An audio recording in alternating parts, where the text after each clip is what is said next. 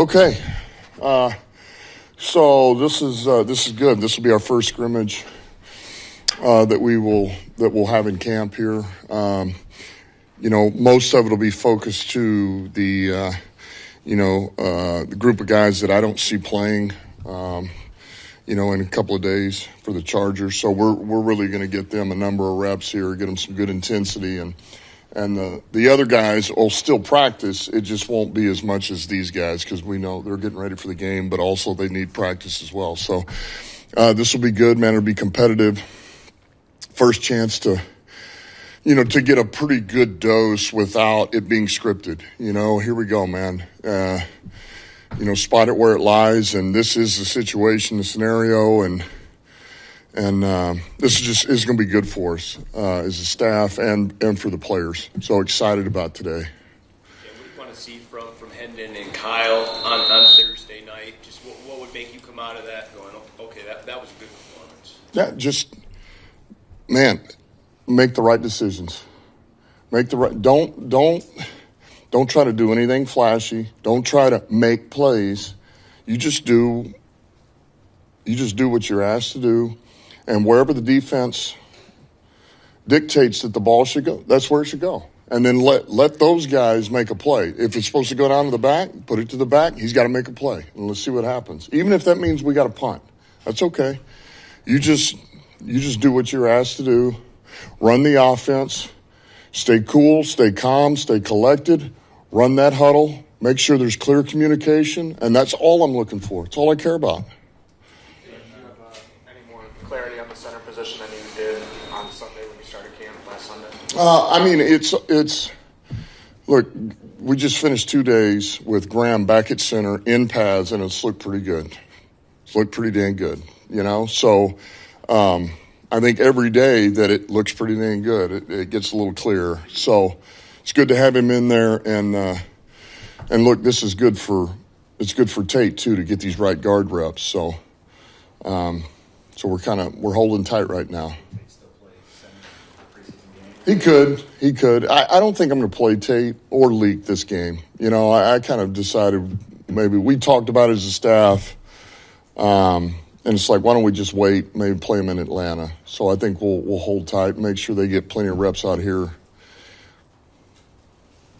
We haven't seen Kirby at practice the last couple of days. What's he dealing with and timetable for his return? Kirby Joseph. Yeah, Kirby, it's not major. He just had a little bit of a knee irritation. He'll be good. We're hoping to get him back Saturday.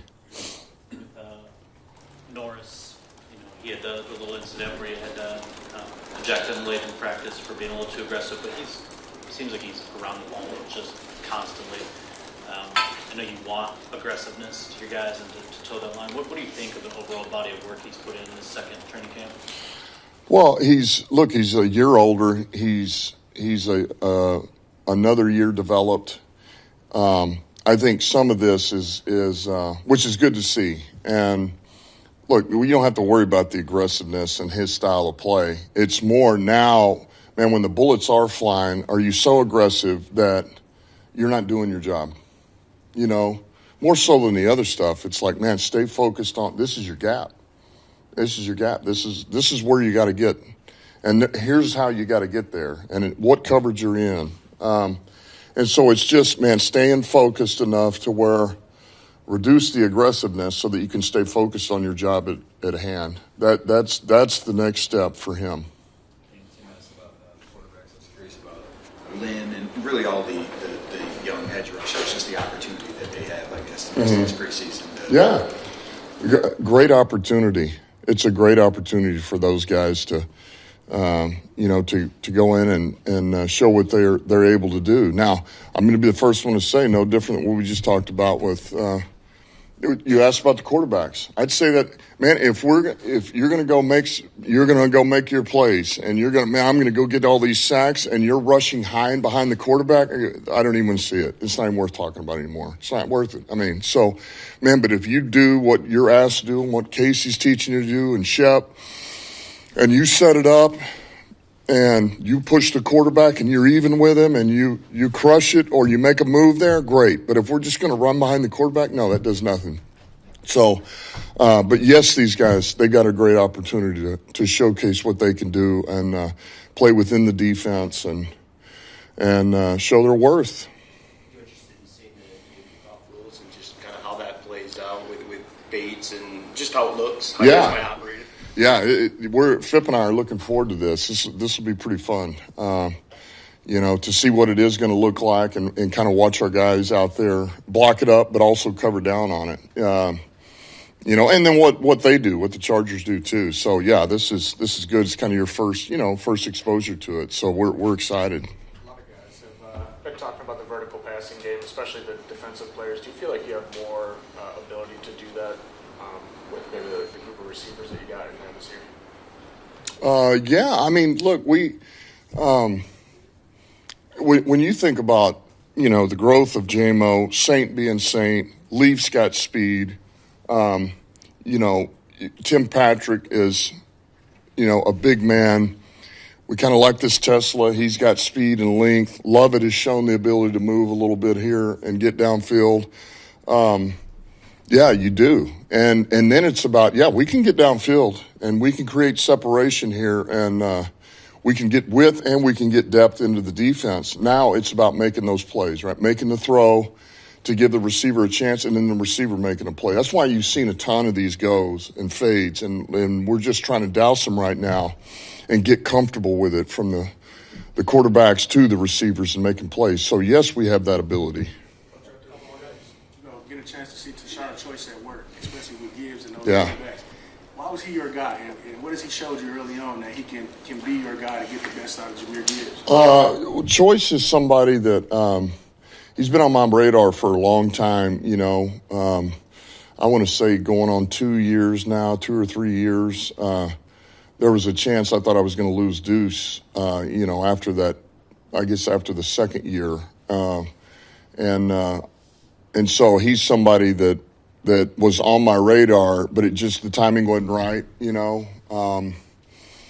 and then you keep tabs on, you watch him, man, everywhere he's been. Certainly he's been at Texas now. You look at the backs that come out of there and what they're doing and the way they're coached.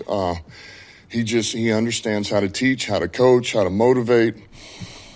And so the timing was right. And I bring this up again. When you lose a guy like Deuce, to fill that void is hard. Man, you gotta find the right guy. If you don't, it's like those guys in that room are going to start looking for somebody else to help them, even though they got a position coach.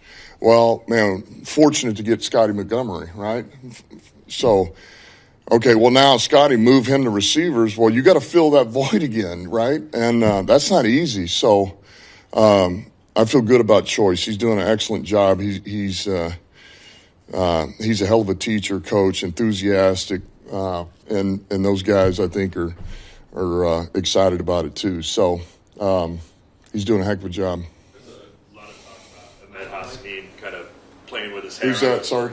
Ahmed Hassanin. Yeah.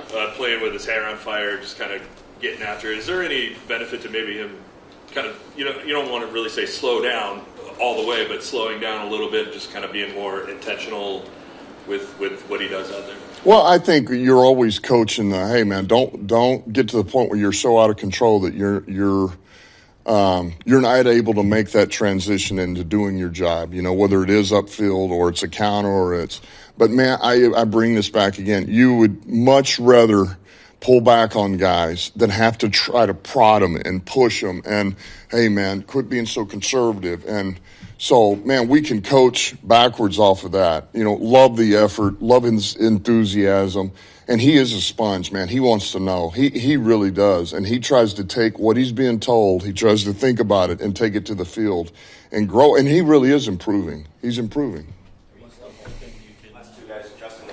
Are you still thinking you can get Pascal back possibly for the start of the regular season? And is what he's dealing with right now, I think you've said, but he's come back from the injury list and gone right into a workload before. Is this the type of thing where he'll be able to kind of jump right back into things? I think when he gets back, we're going to need to get him some practice reps. So I think we're hoping early September we get him in practice, and I think he's going to need a couple of weeks to practice before, we can expect him to play for us. So I don't really know them, but right now he's still on schedule to hopefully be ready. He's on schedule to be ready for early September to start practicing. That's the best way to say it.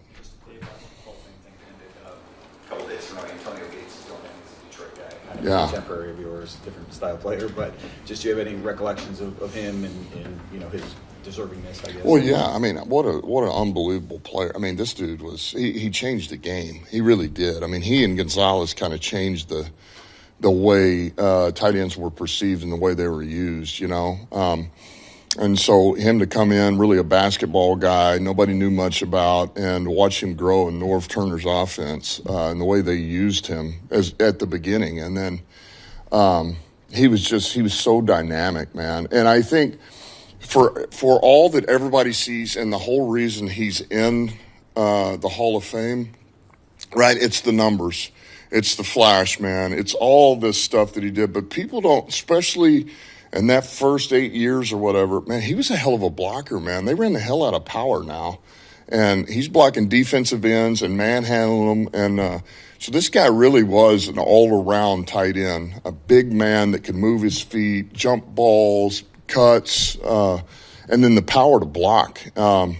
So, he's a legit player, man. Happy for him. And I just wanted to make that known because sometimes it doesn't always come out that way. He did it all, man.